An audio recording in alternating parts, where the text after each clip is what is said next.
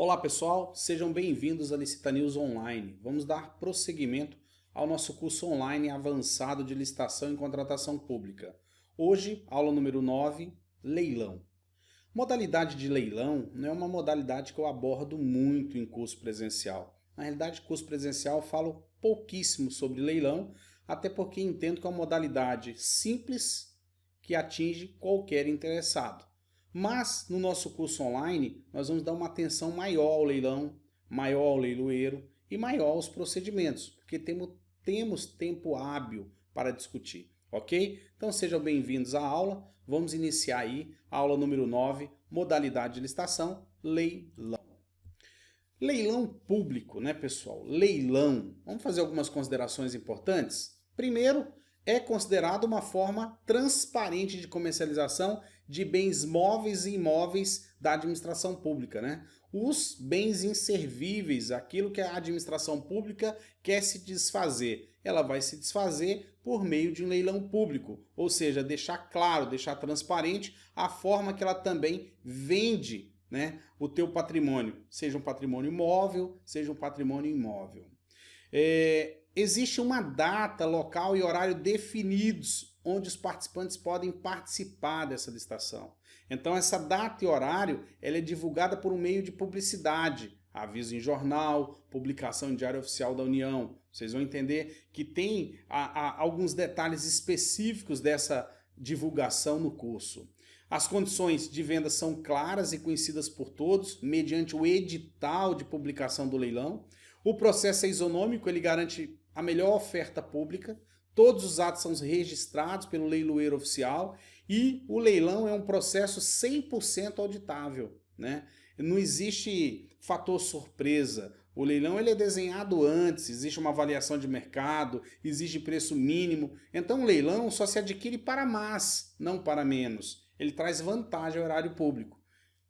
Recapitulando, é uma forma mais transparente de comercialização de bens móveis e imóveis de administração pública, é obrigatória a publicidade por meio da publicação do edital de leilão, existe data, local e horário definidos onde vai acontecer o leilão, as condições de venda são claras e conhecidas por todos no edital de licitação, o processo cumpre plenamente o princípio da isonomia e vai garantir uma oferta pública vantajosa para a administração. Os atos são todos registrados por um leiloeiro oficial, vamos dar uma ênfase muito grande em leiloeiro nesse módulo, e o processo é 100% auditável por qualquer órgão de controle, seja auditorias internas, corregedorias internas e o próprio Tribunal de Contas que parte para a fiscalização. O artigo 22 da Lei Geral de Licitação diz o seguinte: são modalidades de licitação. Inciso 5, leilão.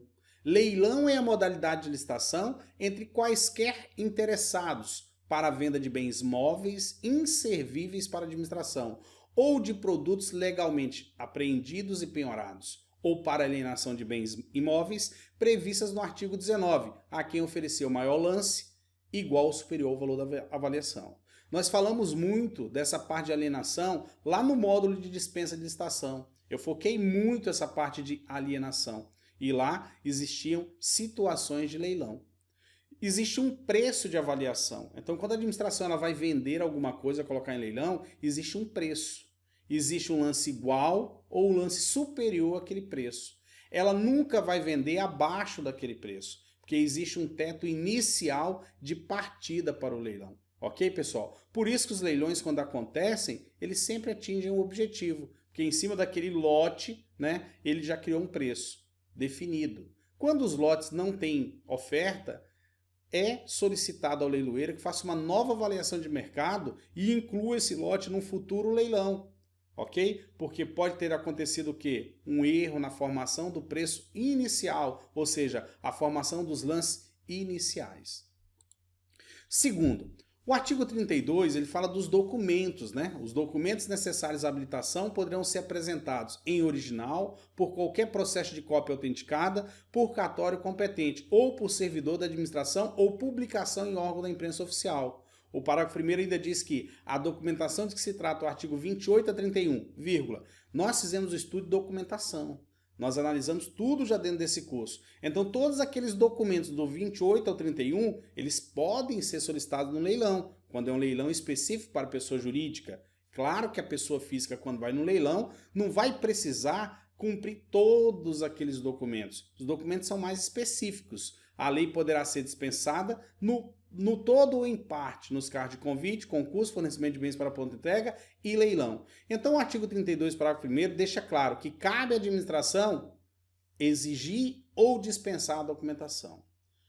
A documentação que ela vai exigir sempre é o credenciamento do interessado. Este tem que se credenciar ao pregoeiro, ao leiloeiro, até para que ele possa o quê? Ofertar os seus lances. Então, ele vai ter que se dirigir ao leiloeiro com sua identidade, né?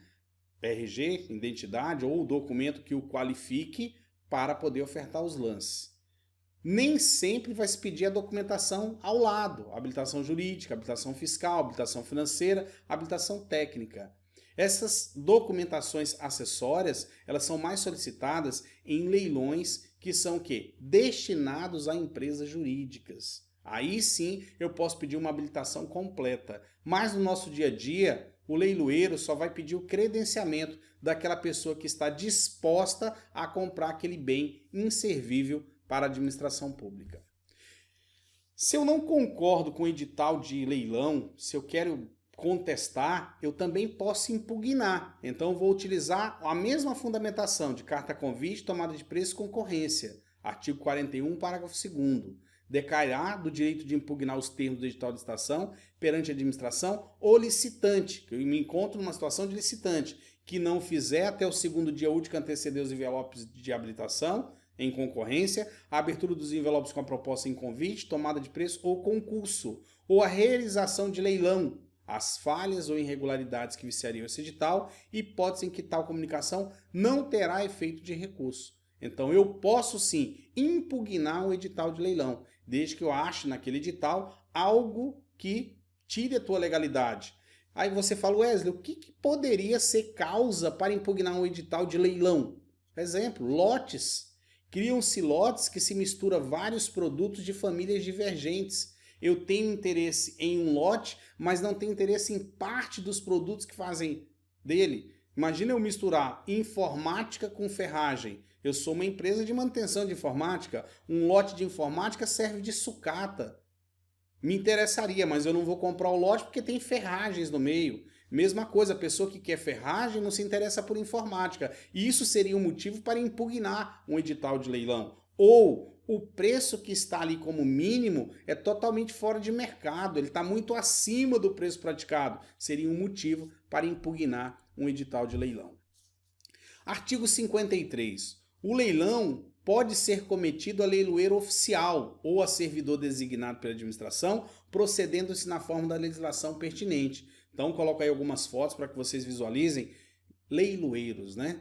Marco Antônio Barbosa de Oliveira, leiloeiro público oficial. A profissão dele é leiloeiro. Ele sempre é o quê? Chamado pela administração para que ele promova um leilão dos bens inservíveis à administração pública.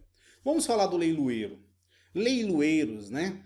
Passam despercebido aos nossos olhos, mas têm uma grande responsabilidade. Vamos à primeira? Os leiloeiros são matriculados e fiscalizados pelas juntas comerciais. Então, os leiloeiros, eles têm um cadastro na junta comercial. É por lá que se starta um leiloeiro. Possuem livros onde são registrados os atos de leilão. Tudo que eles fazem, eles registram em seus livros. Eles possuem valores de caução depositados. Eles caucionam o valor para fazer um leilão. Isso para que eles não gerem o quê? Prejuízo à administração pública. Eles devem comprovar periodicamente sua regularidade fiscal. Eles não podem ter débitos fiscais, tributos federais, estaduais ou municipais. Não podem exercer o comércio direto ou indiretamente. Eles não podem ser sócios de empresas. Não podem participar de sociedade de qualquer espécie. Respondem com o próprio patrimônio. Se eles causar um dano ao erário, o próprio patrimônio dele responde ao prejuízo. Não podem comprar bens em seus próprios leilões, assim como vendê-los a parentes e familiares. Então eles não podem comprar bens, porque eles têm informação privilegiadas, e nem estender essa informação privilegiada aos seus parentes e familiares. São solidários a pagamento de ICMS, porque eles faturam e emitem documentos com fé pública. no exercício da sua função de leiloeiro, seus documentos têm fé pública. Esses são alguns requisitos do leiloeiro que eu entendo que muitos de vocês não sabiam, principalmente quando se fala que eles não podem ser sócios de empresa, que eles respondem com o próprio patrimônio a qualquer dano ao erário público, ok? A importância de um leiloeiro, ela estende em diversas áreas também. Eles garantem nos leilões os direitos dos devedores, credores e compradores. Eles trazem uma celeridade nessa negociação. Eles recuperam valores de dívidas trabalhistas, eles auxiliam o governo no recebimento de tributos e combate à sonegação, eles auxiliam a recuperação ou reativação de empresas em dificuldades financeiras, eles atuam na resolução de diversas pendências e demandas judiciais, eles garantem à sociedade a venda transparente de bens públicos, auxiliam os gestores públicos na venda de bens inservíveis, aquilo que ele não sabe o que fazer, auxiliam o setor público na venda de ativos excedentes e recuperação de capital e contribuem para a manutenção do sistema de financiamento de veículos e imóveis. Então eles atuam tanto no setor privado como no setor público. Então o leiloeiro, ele busca o quê? Vender aqueles lotes, aqueles produtos inservíveis ou mesmo os leilões privados, né? Onde ele vai buscar ali a venda de um carro que foi apreendido. Nós vamos falar mais disso durante este módulo. Avaliação. Parágrafo 1º do artigo 22, no seu inciso 5, né? Todo bem a ser leiloado será previamente avaliado pela administração para fixação do preço mínimo de arrematação. Então vamos lá. Eu tenho um lote, por exemplo, um lote de câmeras fotográficas. Provavelmente essas câmeras foram apreendidas pela Receita Federal. Então eu vou vender esse lote. Eu tenho uma avaliação de mercado, que eu busco o preço delas, e depois eu tenho uma fixação de preço mínimo. O leilão nunca vai ser abaixo do preço mínimo, sempre acima do preço mínimo, ok? Busco uma avaliação no mercado, faço uma média de mercado para estipular o preço mínimo do leilão.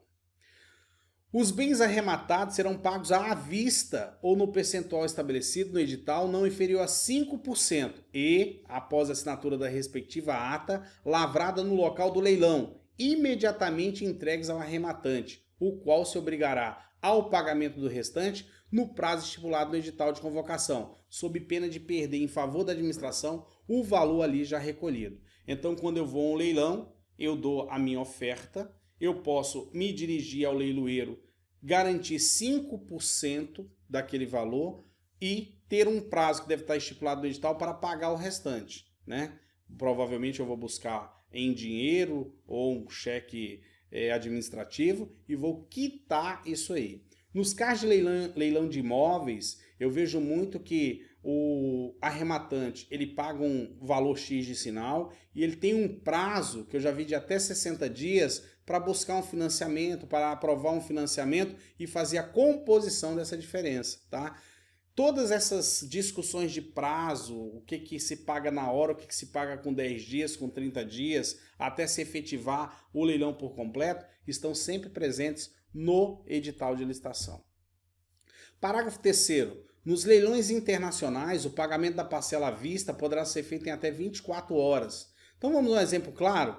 Os leilões dos aeroportos, né? A entrega dos aeroportos à iniciativa privada. Existe um pagamento mínimo de entrada ali. Esse pagamento tem que ser feito em até 24 horas da finalização do leilão. Coloquei aí o Aeroporto Internacional Salgado Filho de Porto Alegre, que acabou de ser o quê? Privatizado. Foi privatizado por um leilão público. Ok, pessoal?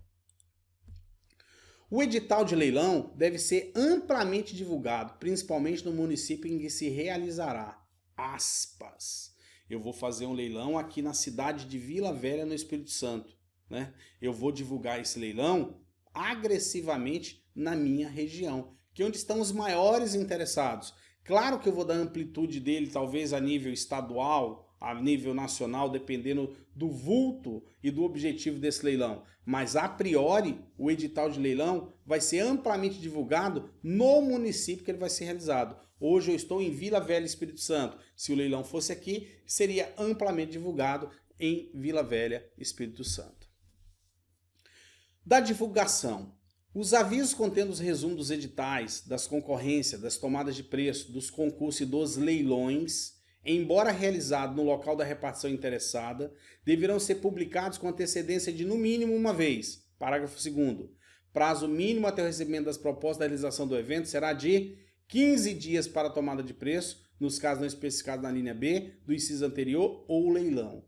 Então, eu poderia abrir um leilão com 15 dias. A lei não me recrimina. Então, eu posso colocar um mínimo de 15 dias, conforme preceitua o artigo 21, parágrafo 2º, inciso 3. Dependendo da quantidade de lotes, dependendo da complexidade de avaliação disso para os licitantes que vão se candidatar ao leilão, eu posso estender isso 15, 20, 30, 40 dias.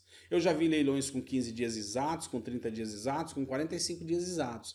Depende muito da quantidade de lote e da complexidade do bem que está sendo leiloado. Pessoal, dos bens móveis.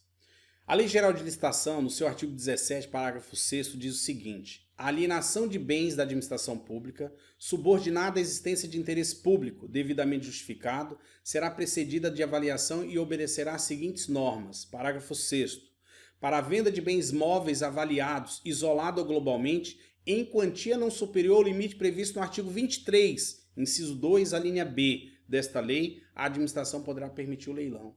Então, bens de valor até 650 mil podem ser leiloados. Até 650 mil. É isso que o artigo 17 quer dizer, que a alienação de bens da administração pública, subordinada à existência de interesse público devidamente justificado, será precedida de avaliação e obedecerá à seguinte norma: para a venda de bens móveis avaliados, isolado ou globalmente, em quantia não superior ao limite previsto no artigo 23, inciso 2, a linha B.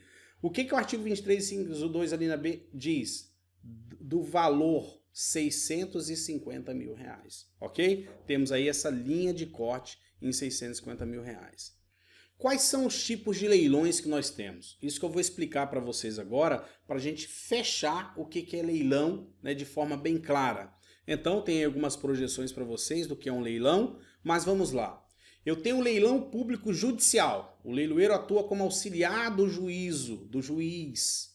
É imprescindível para a materialização da justiça em atos e resultados concretos. São leilões de execução fiscal, leilões de massas falidas e recuperações judiciais, leilões da justiça do trabalho e leilões de vara de família. Isso é chamado de leilão público judicial. Isso gera um edital de leilão público judicial, ok? A atuação do leiloeiro e dos interessados.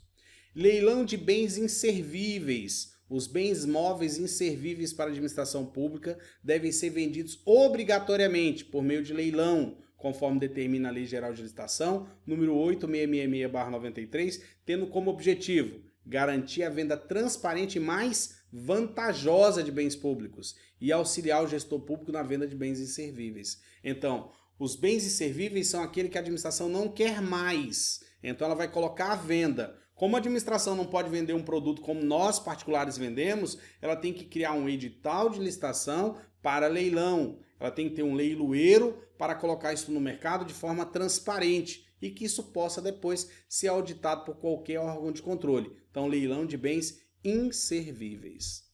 Leilão de ativos excedentes. São empresas produtivas, né, que geram sucatas e resíduos. Empresas produtivas renovam máquinas, equipamentos e veículos. Os leilões de ativos excedentes agilizam a venda e desmobilização de ativos, gerando recursos para reinvestimentos. Transparência na venda e processo 100% auditável. Então, empresas que trabalham com ferragem, que geram sobras de ferragem, essa sobra ela vai a leilão, tá? Então, empresas que trocam equipamentos, esses equipamentos antigos vão a leilão. Isso chama-se leilão de ativos excedentes, que estão sobrando. Leilão de lei de incorporação, né? O leilão que vem da lei de incorporação. O que quer dizer isso? Leilões com base na Lei de Incorporações 4.591 de 1964. É uma lei muito antiga. Ela se aplica em caso específico para imóveis vendidos na planta.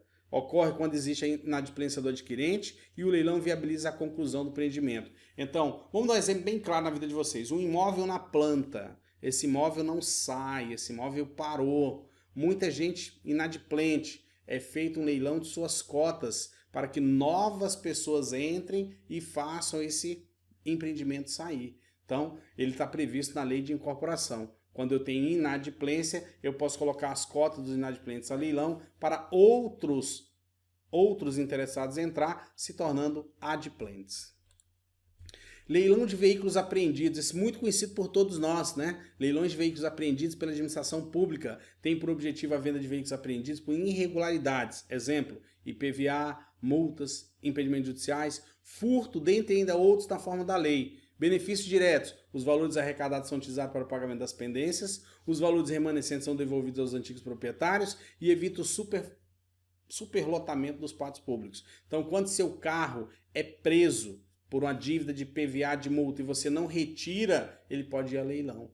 Então, todos aqueles carros que são apreendidos por algum motivo, ele vai a leilão com um certo prazo de validade. Leilão de veículos retomados, aí já é um leilão privado. Acontece quando ocorre inadimplência no pagamento de veículos financiados.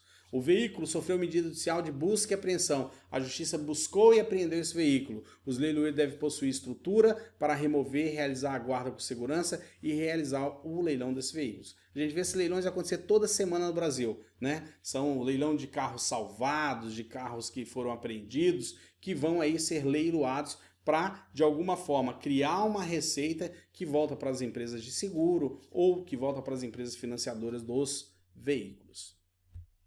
O objetivo da nossa aula, conceituar a modalidade de leilão. Ficou bem claro para vocês, modalidade simples, né? Mostrar de forma clara as oportunidades. Qual a oportunidade que eu tenho em leilão? Comprar produtos mais baratos, né? Tem muita gente que vive desse investimento. Compra lotes e coloca a revenda. Compra lotes e coloca a revenda, mantendo ali uma margem de lucro entre a compra e a venda. O maior objetivo do leilão é esse. Nossa aula 9 finaliza. Peço a vocês que assistam o vídeo todo, né?